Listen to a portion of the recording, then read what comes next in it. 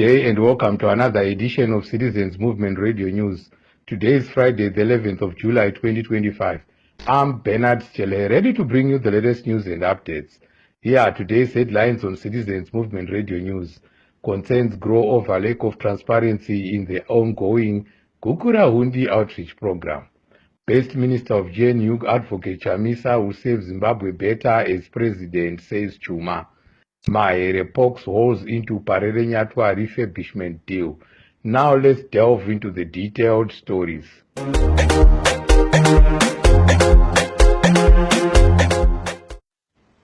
The government's decision to bar the media from coverage of Gukurahundi hearings, which are currently being conducted by chiefs, has been condemned.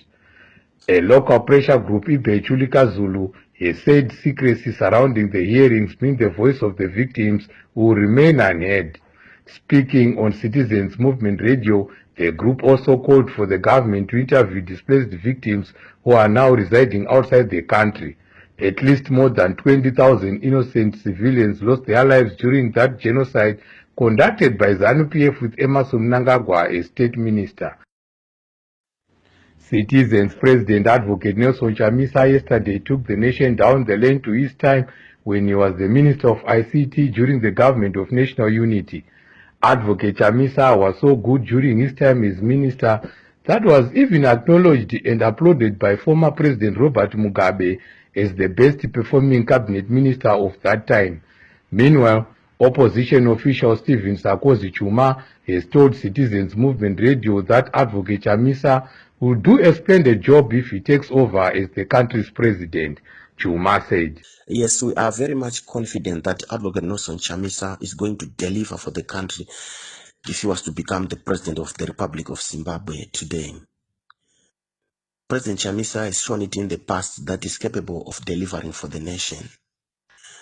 During the government of national unity, Advocate Nelson Chamisa made sure that ICT gadgets were accessible to everyone, including those in rural areas.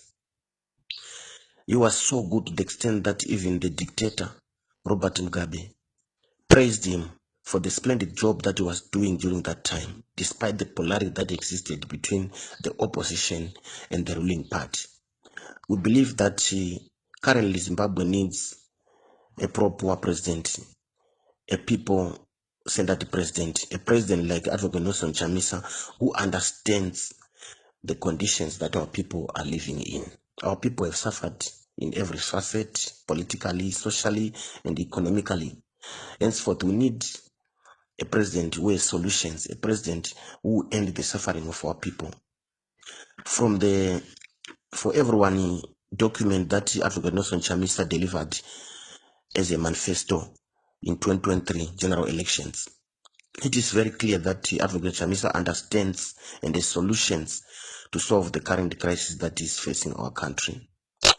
He's the one who talked about smart agriculture, modern infrastructure, and all that is what Zimbabwe is crying for. Our people are jobless at the moment, our hospitals are empty, and all that is what President Nelson Chamisa promised to solve. Henceforth, we believe that Advocate Nelson Chamisa is the man for the job, and he can do a splendid job like what he did in the past if he had to be given the reins of the presidency. Former MP for Mount Pleasant, Fadzai Mahere, has asked critical questions about the ongoing Parere Nyatwa refurbishment project, suggesting that the contracts for companies involved did not go to tender. Mahere also demanded answers on the identity of companies involved and the cost of fiscus money they will be paid. Citizens Movement Radio spoke to another former MP, Eric Gono, concurred with Mahere, saying under Emmerson Mnangagwa's regime, development is done at the cost of corruption. Let's hear Gono speaking to CMR. Advocate Mahere is raising some pertinent issues concerning the processes at which tenders are given by government on the Parere Nyatwa rehabilitation process. These issues are pertinent because we have just come out of another scandal where more than $114 million of taxpayers' money is said to been used to rehabilitate or to reconstruct the Trabablas interchange, something that costs way less than that. And when grilled in Parliament, the Minister of Finance ended up talking about a further 26 million that is not accounted for. This is a sign that Zimbabwe is being led by thieves, and Advocate Mahere is very correct to raise those issues, because ZANU-PF is taking advantage of taxpayers and taking their money to build or construct substandard buildings at a very high cost.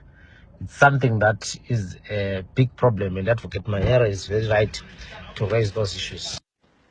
Former Finance Minister Tendai Biti, who is regarded as one of the country's best since independence, has said the US 44 billion GDP announced this week by Mthuli Ncube is fictitious and anchored on rebasing. Biti explained that rebasing is an economic concept of reevaluating GDP basing on the past. In a post on social media seen by Citizens Movement Radio, Biti said the rebasing of the economy to US $44 billion GDP is a shameful self-serving ego trip done to justify the myth and fiction that Zimbabwe is on course to upper middle income status by 2030. He said the majority of citizens are wallowing in poverty and there's nothing to justify growth. In a clear attempt to win over the church to support his 2030 agenda, ZANU-PF dictator Emmerson Mnangagwa has launched a presidential empowerment fund for churches at the tune of $500,000. Veteran trade unionist Oben Masaraure, who has been vocal about the need for a National Transitional Authority (NTA), told Citizens Movement Radio that the current regime is focused on power retention at the expense of improved welfare of citizens. He said Mnangagwa must be removed and replaced by a National Transitional Authority that will spearhead reforms before the country gets into another election.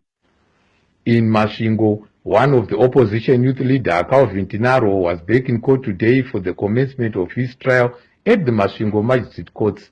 Tinaro is facing trumped-up charges of mobilizing citizens to demonstrate against Emmerson Mnangagwa on March 31 this year. Citizens Movement Radio News caught up with Tinaro to give us the outcome.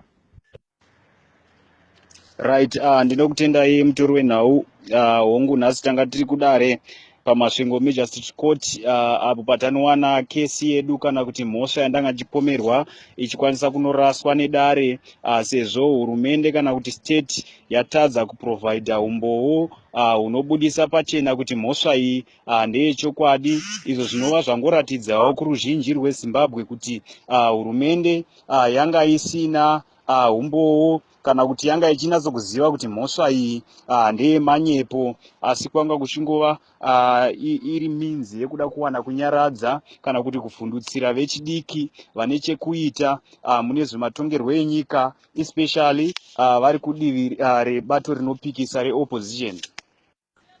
Saka nhasi mhosva iyi yakwanisa kunge ichiraswa mushure mekunge Honorable Advocate Martin Mureri vanga vachindimiririra vamira chaizvo kusvika hurumende kana kuti state kana kuti CIO yatanga chipinda nayo mudare yakwanisa kukurirwa zvaita kuti mhosva inge ichinoraswa. Saka ndinongonzwa kutendai mhuri yeZimbabwe vakaramba vakamira nesu, rambaizve makamira neavo vachiri kumatare nemhosva dzakasiyana-siyana dzavari kupomerwa dziri dzemanyepo, asi kuti hurumende ichida kuwana kunyaradza vechidiki vane muono wakanaka nenyika ino iyi,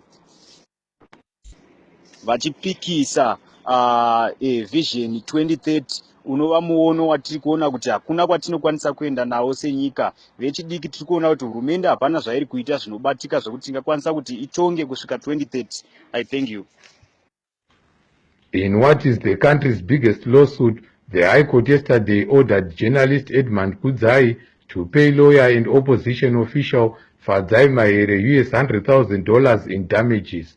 This comes after a defamatory article by Kudzai claiming that Mahere is dating a married man. Kudzai of Kukungo WhatsApp news channel said he will appeal the High Court ruling and condemned one of the judges who was dealing with the case, Justice Neville Wamambo, as a criminal judge. On Wednesday, Citizens Movement Radio spoke about our lack of development in Mwenezi since 1980, despite numerous promises by the government. Today, we spoke to one of the villagers, Tine Mapepa, who said residents of that area must stop voting for ZANU-PF since that party is the one that is bringing untold suffering and lack of providing infrastructure such as roads, clinics, and schools. Speaking to Citizens Movement Radio, Mapepa urged residents to vote for real change in the future elections. As long as ZANU-PF is in power, Mwenezi remains the poorest district in Zimbabwe. Regardless of how many times people of Mwenezi vote ZANU-PF better than all other districts in Zimbabwe, it remains the poorest district in everything. Be it roads, they remain death traps. Schools remain ramshackles. Clinics remain a pipe dream. Safe drinking water remains a preserve for the allies. The funny part of it is our people vote ZANU-PF for fear of political persecution, but they have absolutely nothing to show for that. Mwenezi remains the face of poverty in the country. Against this assertion, I therefore urge the people of Mwenezi to dump ZANU-PF and vote for real change in future elections. The change which comes with none other than President Advocate Nelson Chamisa. Thank you. There is public outcry over the road in the country's capital, Central Business District, with the once revered First Street now littered with vendors and waste. Citizens Movement Radio spoke to Harare resident Munyaradzi Masiwa, who told Citizens Movement Radio that the road to Harare is a reflection of the country's collapse under ZANU-PF's 45 years of bad governance.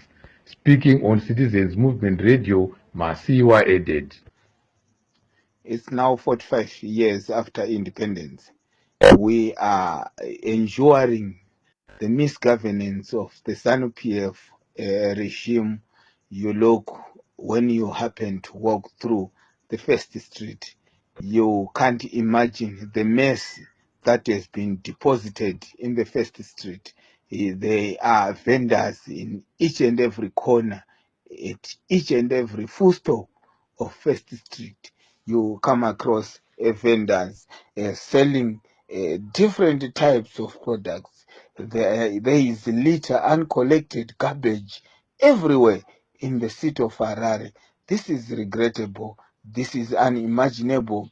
I don't want to put the blame in vendors, but the blame is within the misgovernment of the ZANU-PF regime. You know, if people are unemployed, if people are misemployed, if people are underpaid, they will resort to anything that can bring food in the table. You know, there are teachers selling different products, vending in Harare. There are nurses, there are doctors, there are police officers and soldiers selling different products after work. You notice swelling of population in Harare after 4, instead of an opposite situation where we expect the population to reduce after 4 p.m. So this is an indication that we've got a lot of people who are being underpaid, who have resorted to vending in Harare. This is regrettable. We call upon the government to consider constructing more industry, to consider creating more employment, to consider funding small-scale businesses that can sustain the day-to-day living of individuals. Harare Regional Magistrate Mr. Donald Ndirowei, who was set to announce bail ruling on former Minister Walter Mzembi, was not available at the court today. For this reason, the court announced that bail ruling has been postponed to 14 July. A move has been seen as another delay tactics in politically connected cases, raising alarm on the independence of the judiciary. In our regional news, Kenya President William Ruto is under fire after giving instruction to the police to shoot protesters on the legs but not to shoot to kill. The UN and rights groups have criticized the Kenyan authorities of using maximum force on defenseless civilians. The East African country is currently embroiled in massive street demonstrations, with protesters calling for Ruto's resignations over economic meltdown. Let's take a look at our sports news. It is week 20 in the Kasolaga Premier Soccer League this weekend, and struggling Harare Giants Dynamos will take their survival quest to Ascot Stadium in Gweru, where they take on T1 tomorrow. Here are 4 fixtures of weekend matches: Herentaus vs Simba Bora, ZPC Kariba vs Manika, FC Platinum vs Chicken Inn, Yada vs Moors, Bikita Minerals vs Kwekwe United, Ngezi Platinum vs Scotland, Highlanders vs Greenfuel, and Triangle vs Capes United. In our international sports news, Arsenal have announced the signing of Brentford captain and midfielder Christian Nogard on a £15 million deal, including add-ons. Meanwhile, their North London rivals Tottenham signed Ghanaian forward Mohamed Kudus and Nottingham Forest midfielder Morgan Gibbs-White. It has been a busy off-season for English Premier League clubs, strengthening their squads ahead of the new season starting on 16 August. To conclude our Citizens Movement Radio News, here are the headlines once more.